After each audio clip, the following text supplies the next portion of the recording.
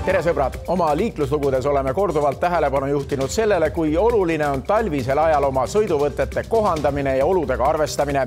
Aga siis jõuab kätte kevad. Kõik sulab, on lörtsine ja vesine ja jälle uued olud. Kuidas koos neljarattalise sõbraga ohutult ühest aastaajast teise liikuda, sellest räägib nagu ikka meie reporter Kerli Tello. Ole hea, Kerli! Tere! Just nii, täna püüan spetsialistiga koos välja selgitada, miks ei piisa kevadel ainult rutiinsest rehvivahetusest ja autopesust.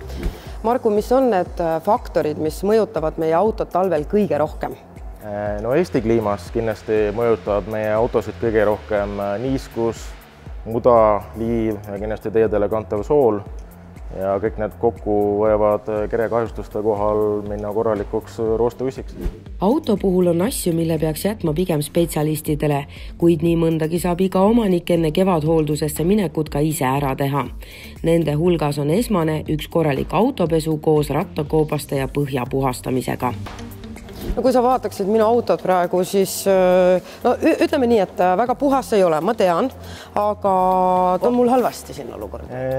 Sinu autol paistab kõik väga hästi olevat. Võime näha, et siin ei ole tekkinud ühtegi korrosiooni ega midagi. Nüüd, kui lihtsalt auto pessu läheb, siis tuleb need kohad lihtsalt erilise hoolega puhtaks pesta. Ja mida saab autoomanik ise teha, ongi jälgida, et ega kerel ei ole tekkinud talve jooksul üleliigseid defekte. Kuule, mul on siin mingi mõlk või?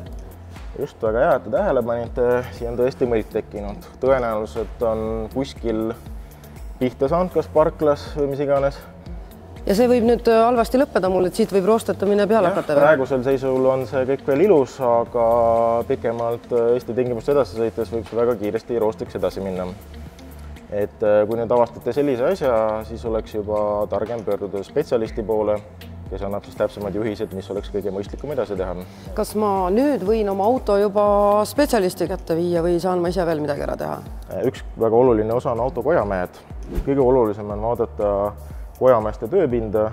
Kui siia jääb üleliigselt palju jutte, siis järelikult enam kojamees efektiivselt tööd ei tee ja see on aeg kojamehed välja vahetada.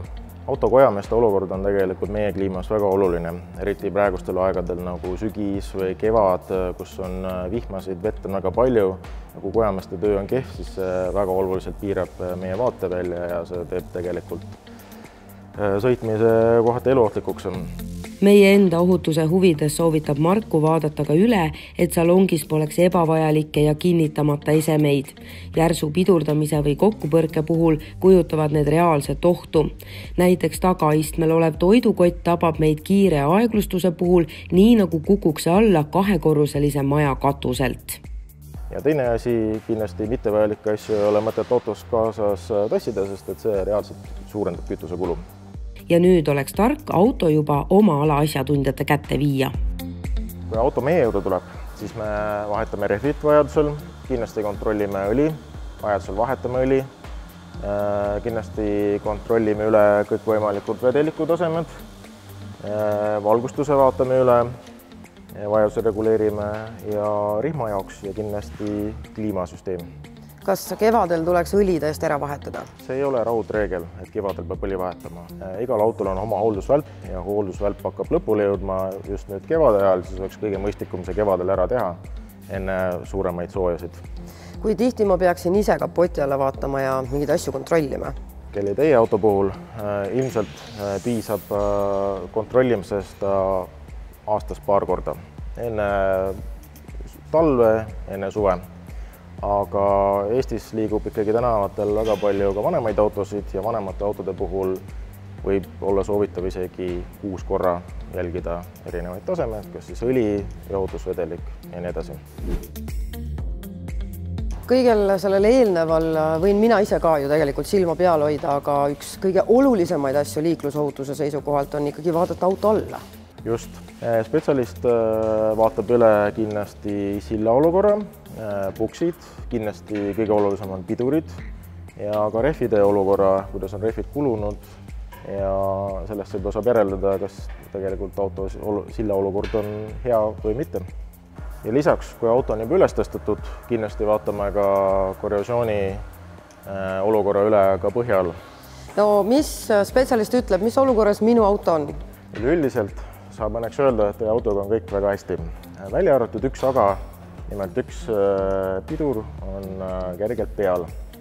See juba mõjutab tegelikult väga otseselt pidurite kulumist ja kütusekulu ja üleüldiselt keskkonda meie ümber. Ma väga loodan, et me nüüd tegelikult veensime inimesi sellise hooajalise hoolduse olulisuses. Hooajaline hooldamine, kontroll ja vastavad toimingud sellele on tõesti tegelikult väga olulised. Kui nendest hästi kinni pidada, siis tegelikult on võimalik auto eluiga pikendada mitte ainult kuudes, vaid lausa aastates.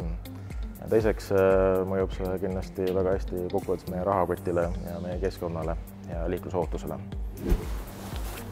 Nagu just kuulsite, siis hoolides oma auto seisukorrast hoolite ka kaasliiklejatest ja vastupidi, head teed!